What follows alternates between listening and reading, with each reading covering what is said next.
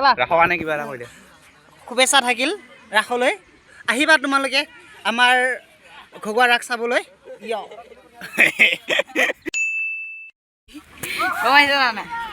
hello' guys welcome to my new vlog লা লা লা লা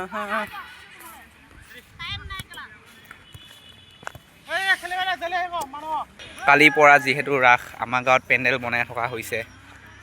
ৰাসৰ পেণ্ডেল বনাই থকা হৈছে আপোনালোকক দেখাব গৈ আছোঁ ৰাসৰ পেণ্ডেল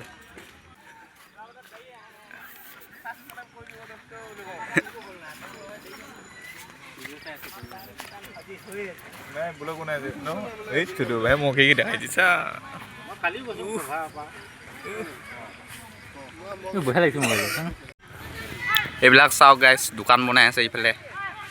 আৰু ইয়াত ৰাস হ'ব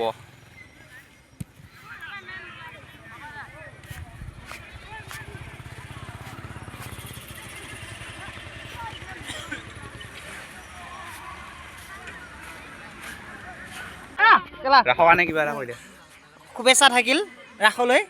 আহিবা তোমালোকে আমাৰ ঘৰুৱা ৰাস চাবলৈ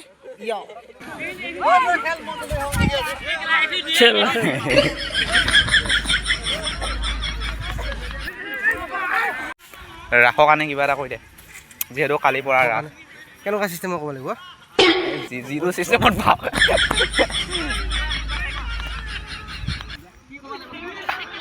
ৰাসৰ কাৰণে কিবা এটা কৈ দিয়া হা ঐ দেখাব নালাগে ক'বাহে লাগে তই ল'ব নালাগে মই ল'ম তিনিটা ক'ম এই তিনিটা দেখা আকৌ হেৰি তো আপোনালোকে গম পাইছে মৰিগাঁও ডিষ্ট্ৰিক্টৰ বি ডিভিজন লীগ আহি আছে তাত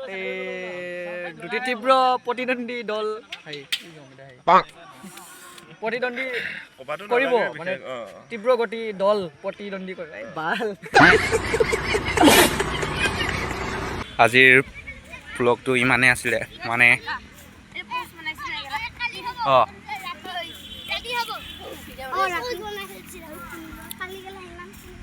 এইকেইদিন যিহেতু ভিডিঅ' দিব পৰা নাই তো সেইকাৰণে সৰুকৈ